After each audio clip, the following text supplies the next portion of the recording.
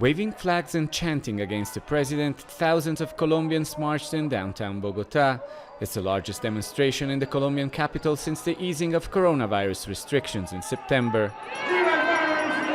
A coalition of union members, teachers, students and activists are demanding a variety of concessions, among them a minimum survival income for those who lost their jobs during the pandemic.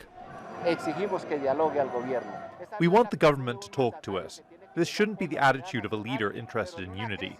Only by talking to all sectors of society can we find common solutions.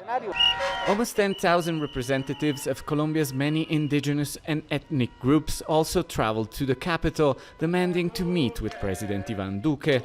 They're calling for an end to the killings of hundreds of human rights activists and the rising violence in their territories. They accuse Duque of turning a blind eye to the killings and the peace accord signed 4 years ago with the rebel group that promised to end years of violence. We will not stand idly at home anymore. We are back on the streets demanding guarantees for our life and demand this government implements the peace accord. This is a message for the international community as well. They can't keep silent. Anger against the government had already reached the boiling point a year ago, with some of the biggest demonstrations in decades, before being muted by the pandemic.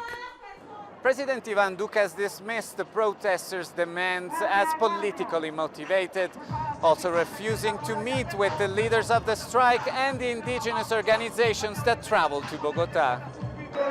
He says the protests could cause another major virus outbreak, just as the country's economy is trying to recover. Nothing justifies putting our health and life at risk right now. If we need to discuss, let's do it within the framework of democracy, without issuing a summons or ultimatums or invoking judgments that have no basis in reality. But protesters and their leaders say they will continue to confront the government, calling for another strike a month from now, on the anniversary of last year's mass demonstrations that brought the country to a halt. Alessandro Rampietti, Jazeera, Bogota.